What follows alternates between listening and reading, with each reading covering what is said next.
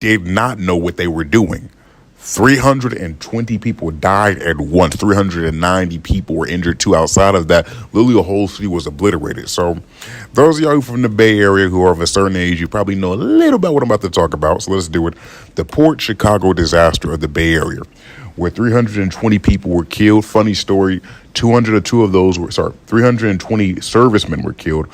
Out of that, 202 were African American, and actually, there's estimated that at least 15% of the African Americans that died during World War II, they lost their lives in that situation. So let's talk about it. So when you go just north of Concord, east of Martinez, there's an area that is Port Chicago. What remains of Port Chicago. There's actually used to be a naval shipyard back in the day. It was very important during World War II. Those of y'all who are black who listened to my broadcast before, you know how I've talked about how the overwhelming majority of African Americans that came to the Bay Area, they came to Northern California, they came through service in the military, working in those shipyards as a civilian or non-civilian. In this case, we're talking about those who were non-civilian. These were all Navy men. Most of them trained at this Navy camp spot they had in the Midwest. Their job, essentially, for the most part, of the laboral blacks that you have there who worked in the laboral positions, the enlisted men, we'll call them, was loading bombs onto ships, right? Now, when I say bombs, that includes bombs, torpedoes, death charges, as well as fuel oils onto these ships. These ships, once they were done loading, would be sent to the Asian Pacific Theater. When I'm saying that, I'm talking about the Philippines or all the islands in the Asian Pacific where we're giving those weapons to them so we can go out and fight Japan, load them on the plane, you know, all that stuff, right?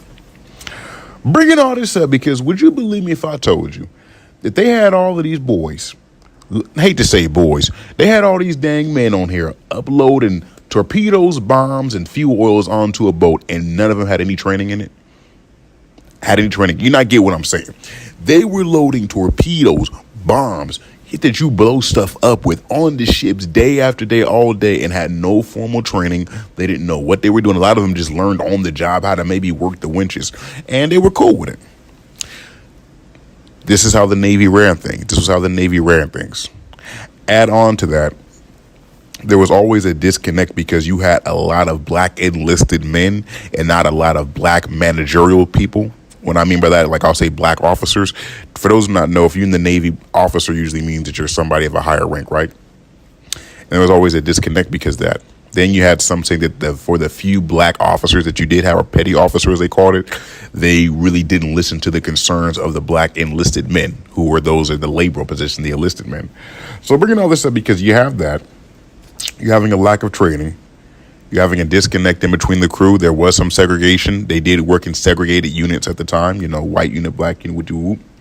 Then one thing you had too was you had all these men who had no formal training, and these ignorant people had the nerve to have loading competitions in between shipyards. Loading competitions. Let me break it down what that means to you. The Port Chicago shipyard that I'm talking about right now, they had a loading competition in between them, their captain. I'm talking about the over captain. I ain't talking about in between the crews.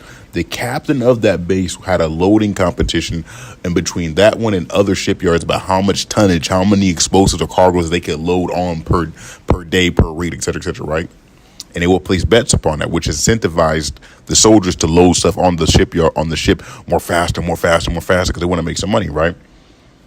This puts a really dangerous atmosphere out there. And to be fair to the ILW, shout out to the longshoremen, they had the foresight that he was about to go on. They offered to train the soldiers and give them formal training on how to load them. It's like, bro, like, y'all loading tons and tons of explosives, bro. This is not going to go well, right? Navy didn't want to pay for that. They didn't want to encourage, they didn't want to get in, et cetera, right? So let's just get to the explosion. On the Liberty SSEA Bryan, this was being loaded one day in 1944. As you can guess, with all this is going on, an explosion took place. Mishandling of these equipments, as well as one of the winch operation of the winch device. The winches are kind of like those. I'll not explain a winch to you. I'll show you a photo of it right here. But that caused an explosion. Mishandling of that dropping, that was a cause explosion. And in one instance, 320 people were killed. 390 people that were in the nearby, because you remember Port Chicago was a city. 390 civilians were injured. God knows how much damage took place. This was an actual genuine national tragedy. My condolences to those who have great grandfathers and great uncles who lost their lives in this. So now we get to the aftermath. And I'm speeding through this, but I just want to, because this is this is where it gets interesting. Despite the 320 that were killed, there were a lot of soldiers that did remain. Out of the 320 that were killed, 202 were African American. The Navy asked for Congress to pay $5,000, and $5,000 was a cool amount of money at the time, to each family of the Navy men that was killed, right? There was a representative and a politician in California, John E. Rankin, a Democrat. He actually was campaigning for that too. But when he found out that the overwhelming majority of soldiers that were killed in this were African American, you guessed it, said, hey, don't pay them $3,000. Don't pay them $5,000. Pay they just $2,000. He wanted them to get $2,000, one of the white soldiers to get $5,000. Congress settled on $3,000 for each family, and so F John E. Rankin, may he rest in peace. Rankin, may he rest in peace. This is where we get to the aftermath of the story. So, in the aftermath of the story, those who were of the remaining soldiers, the remaining divisions, some of them helped build back the base, some helped repair the base, some helped, et cetera, et cetera. But literally like 2.5 weeks later, they got to get back to work. Oh, bro, we in World War II right now, bro. This is World War II. You got to take your black ass back to work. We at war. Japan's on our ass right now, as well as Germany. Y'all got to get back to work. So they were set up in different groups. Some groups were sent to different bases. This is when we get to the story of the mutiny that took place at Mare Island. Shout out to anybody who had family members that were employed at Mare Island. The Port Chicago Mutiny is what this is called. There was one big issue I have to add to that a lot of the black soldiers said that black enlisted men said that post the event, you got to remember, they're dealing with a lot. The explosion happened. Those of them survived. They lost a lot of friends that they knew. They weren't allowed any week or two of leave, but they said that a lot of the white enlisted men that requested leave were allowed to leave to like a month or so just to kind of get their mental space back together. So here we get to Mare Island Naval Shipyard. They get there. They get to Mare Island, and a lot of them are still nervous. They send 300 and get my notes together. They sent 328 men to the Mare Island Shipyard to continue loading munitions on these ships because, we got to still keep the operation going. When they arrived there and they saw what they had to do, they said, F it, no, we're not doing it. The naval officers who were commanding at the time was like, what the F you talking about? It's like, no, bro, we not doing it. You want us to load these munitions on these ships in the same unsafe conditions that we were just doing, bro. We not doing it. We dealing with it, bro. I just saw 300 of my homies get killed, and that's what you talking about.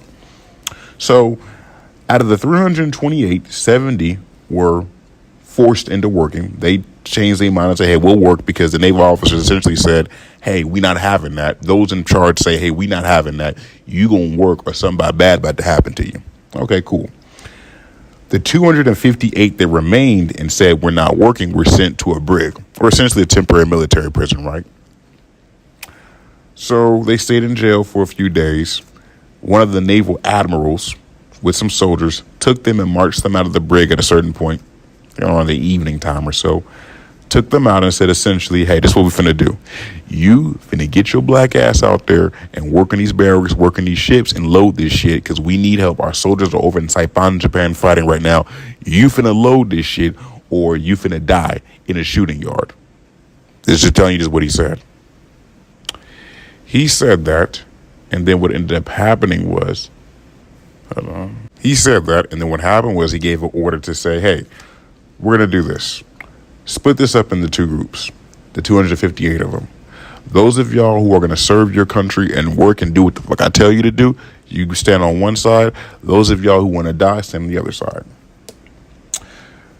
250 out of that, you had 207 that stood on one side and said, hey, we're doing it. 208 who said, hey, we'll go work.